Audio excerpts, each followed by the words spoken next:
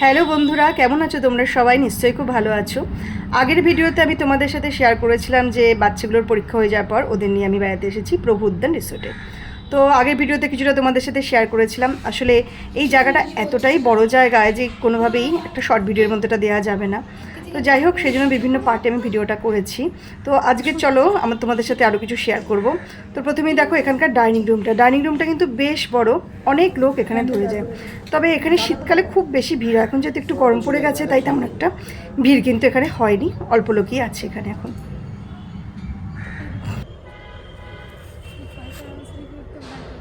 আমার আগে করতে তো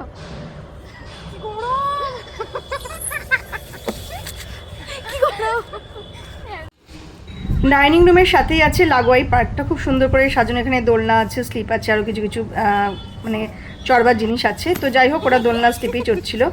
আর যেহেতু খাবারটা তৈরি হতে এখন একটু বাকি ছিল, তাই এই সময়টা পার্কে ঘুরে নিচ্ছে। আর এখন খুব একটা গরম লাগছেও না, মানে অতটা রোদের তেজটা কিন্তু বাড়িও নি। এরপর চলো আমরা আবার খাবার জায়গায় চলে এসেছি, এখন খাবার রেডি হয়ে গেছে।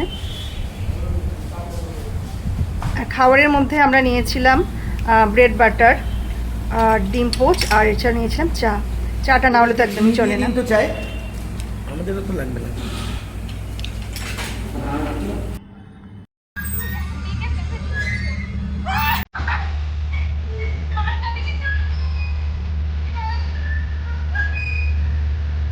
লাঞ্চ করার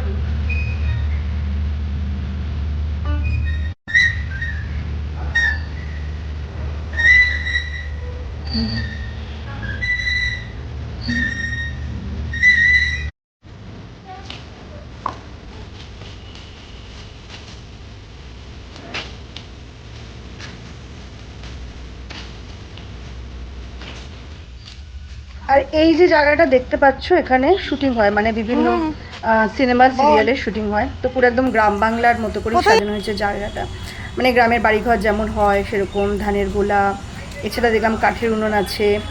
মানে পুরো গ্রামের যেরকম পরিবেশ হয় সেরকম পরিবেশেই সাজানো হয়েছে, যাতে এখানে শুটিং করা যায়, গ্রামের শুটিংগুলো যাতে এখানে করা যায় সেরকমভাবেই সাজানো হয়েছে। আর দেখো এখানে একটা অস্ট্রিচও রাখা আছে। তো এই ভিডিওতে মানে এই প্রভু উদ্যান রিসোর্টের এরকম ভিডিও আরও আছে, যেগুলো খুবই সুন্দর, আরও অনেক সুন্দর সুন্দর ভিডিও আছে। তবে সেগুলো এখানে দেওয়া আমার পক্ষে সম্ভব নয়, যেহেতু এটা শর্ট ভিডিও। তো পরের ভিডিওতে তোমাদের সাথে সব কিছুই শেয়ার করবো। তো টাটা।